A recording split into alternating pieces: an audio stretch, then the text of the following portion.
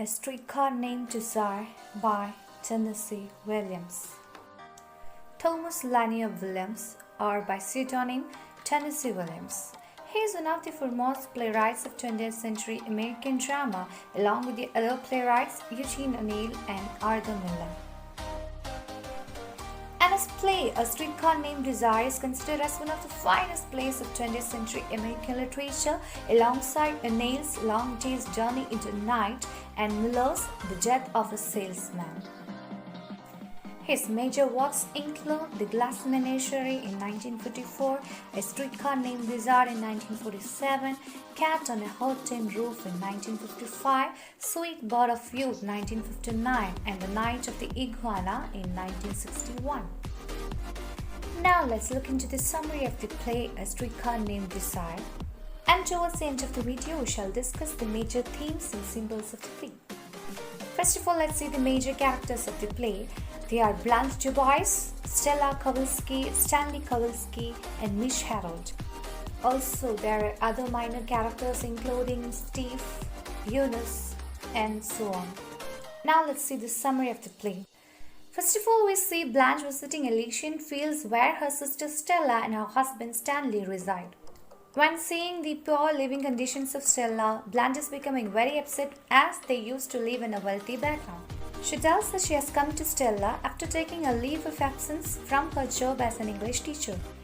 Again, the reason for her arrival is revealed now that she has lost her properties and plantation, Belly Reef. She says that it was lost to compensate the death and burial of many of her elder family members. It's also told that Stella has left Blanche alone and eloped with Stanley when the elder members of their family were on their deathbed. And now Blanche blames her for abandoning her at that time. The scene also gives you the idea that Stella is pregnant. And when Stella tells about the loss of Belly Reef to Stanley, he becomes suspicious and thinks that Blanche has swindled them. And for further clarifications, he looks for the legal papers of Belly Reef and finds nothing except some of her expensive belongings, including fur coats, precious stones, etc. It's also known that she was married at the age of 16 and her husband died as a young boy. The letters written by him before his death was also found from the trunk. Stanley shows his lack of interest in Blanche from the beginning itself, and this forceful and arrogant attitude makes Blanche too turn against him. After seeing some fight between Stella and Stanley, she asks Stella to get out of the relationship, but she replies that she is not in anything from which she wishes to get out. And now, Blanche is not able to understand the kind of bond between Stella and Stanley. Blanche again tries to brainstorm Stella to get out of the relationship, and she describes Stanley as subhuman and primitive and the poker game that he and his friends used to play as the gathering of apes. Stanley overhears his speech and decides to find the past of Blanche. Meanwhile, there starts a relationship between Blanche and Stanley's friend Mitch, and they go for a date, and there Blanche tells about her dead husband, Alan. After marriage, Blanche finds out that her husband Alan was homosexual, and when she confronts him with his homosexuality, he commits suicide. Mitch also had a girlfriend who died before the accomplishment of their love. And now, both Blanche and Mitch understand that they are in need of someone's love and care, and they decide to marry. Meanwhile, Stanley investigates about Blanche's past and finds out that she's led an immoral life. And when Stanley shares it with Stella, she doesn't believe him. But after hearing about the past of Blanche from Stanley, Mitch is no longer interested in marrying her. The next day is the birthday of Blanche, and Stella is preparing for a party. And after a long bath, Blanche joins Stella and Stanley, and she expects Mitch for the party. But as Mitch is upset from the news that he has received from Stanley about the past of Blanche, he never comes to the party. And as a birthday gift, Stanley gives Blanche a bus ticket to return to Laurel from where she has come. Stella is very upset for that, and Stanley consoles her by saying that they will retrieve their happy life after the return of Blanche. The scene ends by Stella being taken to the hospital for the delivery. Blanche and Mitch meet again, and Blanche pretends like nothing has happened and take it as another date for them. Now Mitch inquires her about her actual age, and she says that she doesn't want realism but only magic. And she doesn't tell the truth but what ought to be the truth, by which she means that her actual age doesn't matter. Mitch says that he's now bothered about her age or physical appearance, that she is trying to hide from him by escaping from bright light by the means of lantern car or by denying to date with him during daytime. But he cannot forgive her for her immoral past. She tries to justify her by saying that she only had intimacies with strangers, that she used to escape from her loneliness and mental trauma after the deaths of her beloved ones and the loss of Valerie. At that time, a Mexican woman who sells the flowers used for the burial ceremony comes, by which Blanche is again taken back to her past where she has faced the deaths of many of her loved ones. And later, Mitch tries to impress her for what he missed in the summer, by which he means a sexual satisfaction. And by knowing that he's not planning to marry her, she wards of him. The next night, Stanley is sent home from the hospital and Blanche and Stanley are left alone at home. That time, Blanche was in her fantasy world addressing to her admirers, and she says to Stanley that she has received an invitation from one of her admirers and Mitch has apologized to her for his mistakes. But Stanley asks her to come back from the world of lies and she is brought back from her fantasy world and she is finally collapsed. Blanche is frightened by Stanley and also by the shadows that appear behind her. Blanche tries to back away from him, but that just gives him idea. She smashes a bottle on the table and faces him. He observes that she wants some rough house and he springs at her, forcing her to drop the bottle. And finally, she is raped by him. Blanche is mentally collapsed after the incident. Though she reveals the incident to Stella, she doesn't believe her.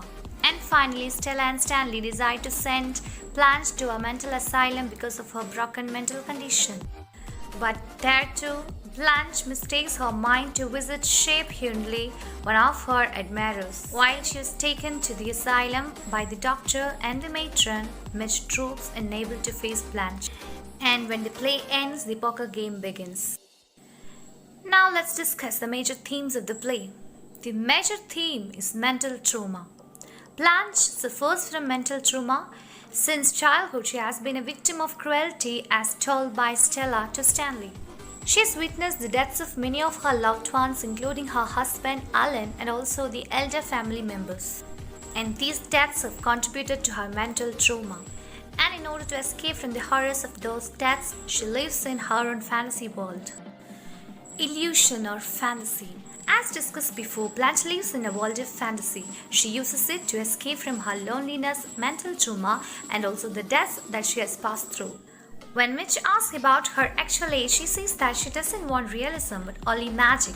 She tells not the truth but what ought to be the truth. When she covers the bright light and naked bulbs, she finds a temporary solution to escape from the realities and also from her sordid past.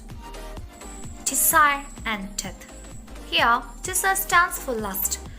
Desire is one of Blanche's driving force. She relies on this desire to escape from her mental trauma. We have seen that she has witnessed many deaths in her life, islands, her family members, etc. And she says that it is this death that brought her the desire. By this statement, she means that it is just because of the death she relies on the desire. It's only through the intimacies with those strangers she has some consolation and peace. Now let's have a look on the major symbols in the play. In the title itself, we can see the symbol streetcar. Streetcar is an ideal metaphor for the human condition as told by Tennessee Williams. Blanche reaches the Elysian fields by the streetcars named Desire and Cemetery, and these two names stand for the two driving forces of her life, desire and death. Varsovian polka. This is a dance form and here it is related to Alan's death.